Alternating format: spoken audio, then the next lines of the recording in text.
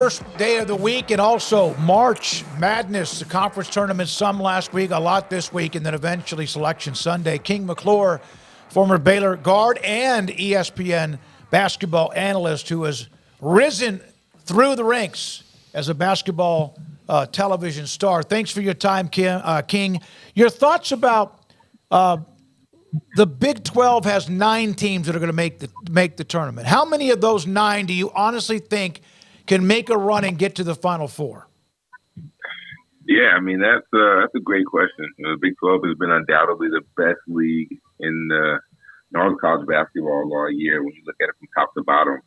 But as far as teams going to the Final Four, this might be pretty interesting or a hot take, but I don't know if any team other than Baylor, and our non-biased opinion, any team other than Baylor can really make a super deep Final Four type of run. Because I think when you look at certain teams, you look at a team like Houston, I mean, defensively, you know how great they can be. But my question is, do they score the ball well enough? You get into a shootout with Kentucky. Can you score the ball at a high enough rate to be able to win games?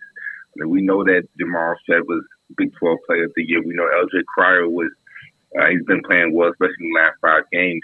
But also my other concern is, when you're running against a different type of officiating crew, maybe a Pac-12 officiating crew or an ACC officiating crew, and they call the game a little bit differently, not as physical, and will you be able to adjust your style of play to be able to win that game? So I think when you look at complete teams who can play defense decently enough, who can score the ball from the guard position, I think that Baylor is the one team that comes to mind that actually has a chance to make a deep run in the tournament.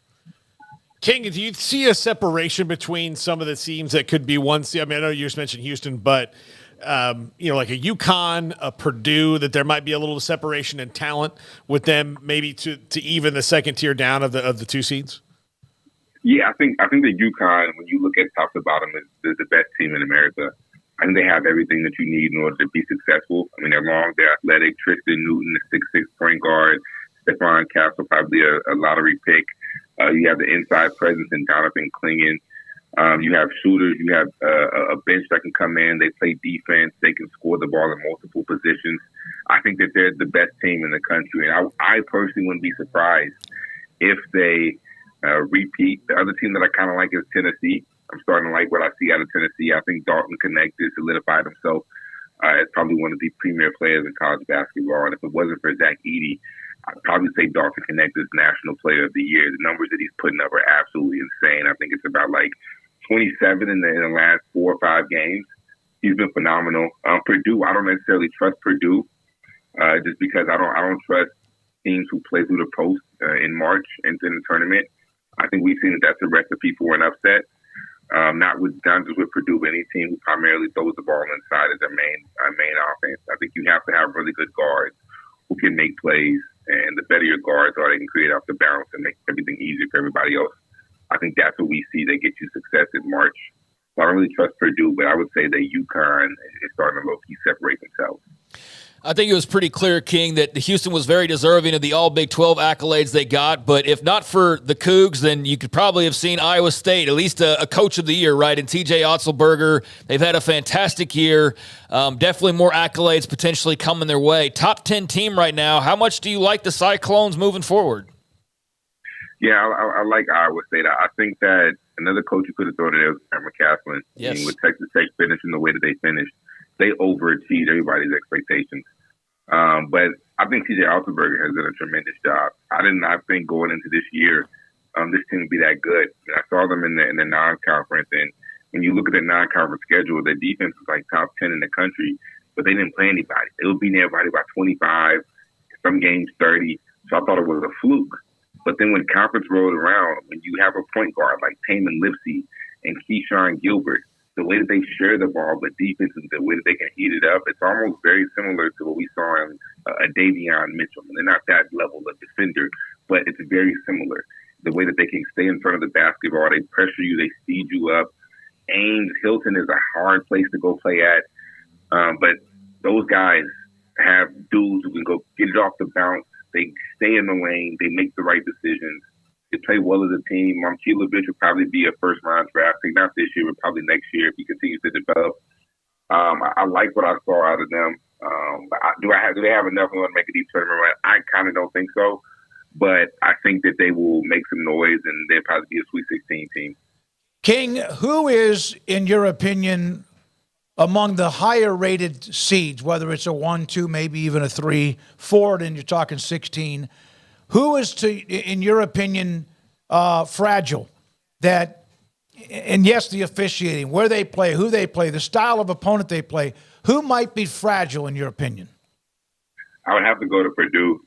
Just talk about styles of play. I'd have to go to Purdue. I think their guards, when you look at Braden Smith, Lance Jones, they got better. Lance Jones is a dude who got buckets last year when he transferred in. But I still think Braden Smith's numbers have improved, but I don't know if he is at the level where you need him to be in order in March to go get buckets when you need him to get buckets. Late shot clock guys, we like to call them. So I would say that Purdue is fragile. That's the one team. If I'm a 16 seed, I'm a 9 seed. Like imagine right now they have TCU as a 9 seed. If I'm Jamie Dixon and I'm a 9 seed and I win my first game in the second round, I have a Purdue. Oh, I'm licking my chops. I'm ready for that. I'm not worried about anything. I'm going into that game expecting to win to make a run. And honestly, they have them as a 9 seed. You might even have like a Tech as a 9 seed or 8 seed. I mean, some of these 8, 9 seeds in the Big 12, I know that that's probably the matchup that they would want to have. They would choose any of the 4. King, how much pressure is on Matt Painter in this? Because he's had good teams the last few years that have made exits before everybody predicted them to, and it starts to build after a while. Yeah, I mean, one thing you can't say, I mean, the man is a great coach. He's a hell of a coach. So we can't say that, but you're right. I mean, the way that he's played as of recently, he's had really good players. He's produced pros, produced NBA guys. But you're right. I mean, the fall in March, I think, is primarily due to throwing the ball inside. Zach Edey produces, so it's hard to go away from him, especially when he's shooting over 60% from the field, averaging roughly around like 18 or like 13 or something like that, or maybe even higher than that. But it's hard to go away, but I just don't think that is a successful style that wins you games. I don't know if we've seen a team in probably the last 5 years, maybe even before, who's won a national championship and they threw the ball inside. I mean, last year's UConn team, they had guards who could get to the paint. I mean, they had my man who got drafted by the completely blanking on his name, Jordan. I'm blanking on his name, but the shooter who got drafted in the first round, Jordan Hawkins, that's his name. Jordan Hawkins, Tristan Newton. I mean, they had guards who could go get it at a high level. So I think that you have to have elite guards in order to win. So I think that Matt Painter, I wouldn't say like anything crazy, like his job is on the line or anything like that, because he knows what he's doing. He's had success. But, I mean, eventually you're kind of like, hey, like something has to change. And so I think he'll figure it out. He's a great coach. All right, King. Baylor with a pretty good run at times, and yet they seem to be erratic. They don't play both halves very well, but it's hard to do that. You played the game, you know that. You don't have the perfect game very often. But I'm concerned about they give up a lot of threes, and they have this ability to, like, disappear for 5 minutes at a time. Isn't that the perfect resume to get knocked out by some hot Cinderella team?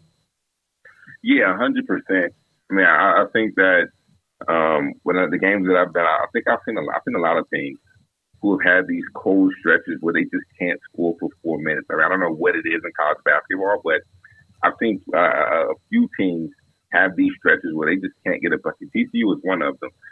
But the thing that I love about Baylor is the fact that you have a guard like Ray J. Dennis, who at any moment can go score, can break somebody down off the dribble.